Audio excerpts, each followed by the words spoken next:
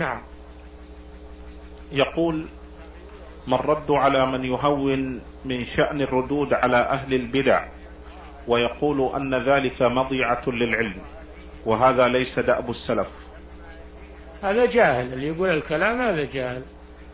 المخالف يرد عليه ويبين مخالفته لأجل أنه هو يرجع إلى الصواب، ومن أجل أن غيره ما يغتر بخطئه، وهذا من النصيحة.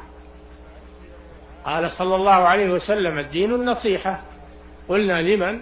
قال: لله ولكتابه ولرسوله ولأئمة المسلمين وعامته.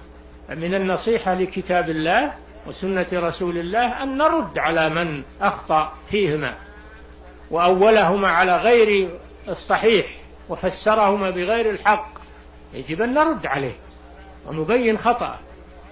كذلك كل من أخطأ في أمر من أمور الدين والعبادة يجب أن يبين، وإلا لو ترك الناس لضاع الدين.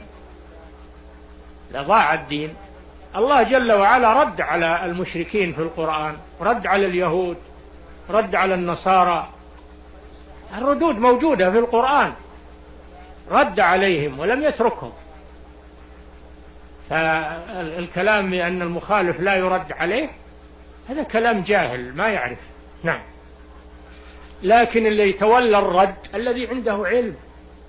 يا إخوان، اللي يتولى هذه الأمور العلماء، ما هو بيتولاها الجهال أو المبتدئين في طلب العلم، أو هؤلاء يخطئون أكثر مما يصيبون، وربما يكون خطأهم أكثر من خطأ المردود عليه، وربما يردون بجهل، فلا يتولى الردود إلا أهل العلم وأهل البصيرة وأهل المعرفة.